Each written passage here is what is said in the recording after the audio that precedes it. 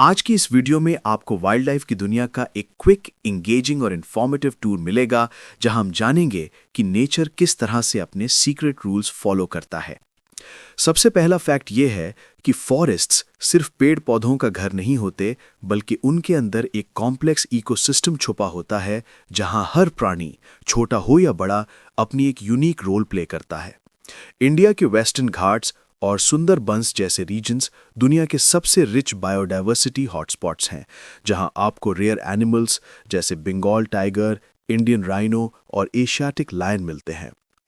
दूसरा important fact यह है कि एलिफेंट्स की मेमोरी बहुत स्ट्रांग होती है, इसीलिए उन्हें इकोसिस्टम इंजीनियर्स भी बोला जाता है, क्योंकि वो फॉरेस्ट को प्रोटेक्ट और रीशेप करने में मदद करते हैं। तीसरा फैक्ट ये है कि birds, specially migratory species, thousands of kilometres travel करते हैं। जैसे भरतपुर के कियोला देओ नेशनल पार्क में हर साल साइबेरिया से बर्ड्स आते हैं, जो प्लैनेट के मोस्ट इनक्रेडिबल जर्नीज में से एक माना जाता है।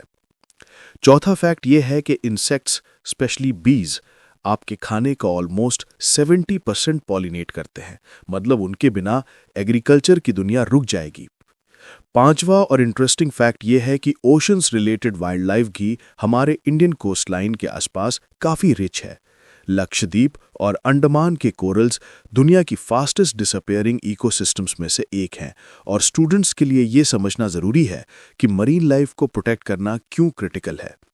एक और फैक्ट जो स्टूडेंट्स को हमेशा याद रखना चाहिए वो ये है कि हर स्पीशीज, चाहे वो छोटी हो लाइक एंट्स या जायंट हो लाइक ब्लू व्हेल, प्लैनेट के बैलेंस को मेंटेन करने में एक इंपॉर्टेंट रोल प्ले करती है। इसलिए आपका हर छोटा कंजर्वेशन स्टेप, जैसे प्लास्टिक कम यूज करना, वाइल्ड लाइफ सेंचुरीज के रूल्स फॉलो करना या इंडेंजर्ड स्पीशीज के बारे में अवेयरनेस स्प्रेड करना, नेचर के लिए एक पावरफुल कंट्रीब्यूशन होता है। जब आप वाइल्ड लाइफ को समझते हैं, तब आप नेचर के साथ एक रिस्पॉन्सिबिलिटी भी एक्सेप्ट करते हैं, जो एक इन्फॉर्म्ड और अवेयर सिटीजन का साइन है।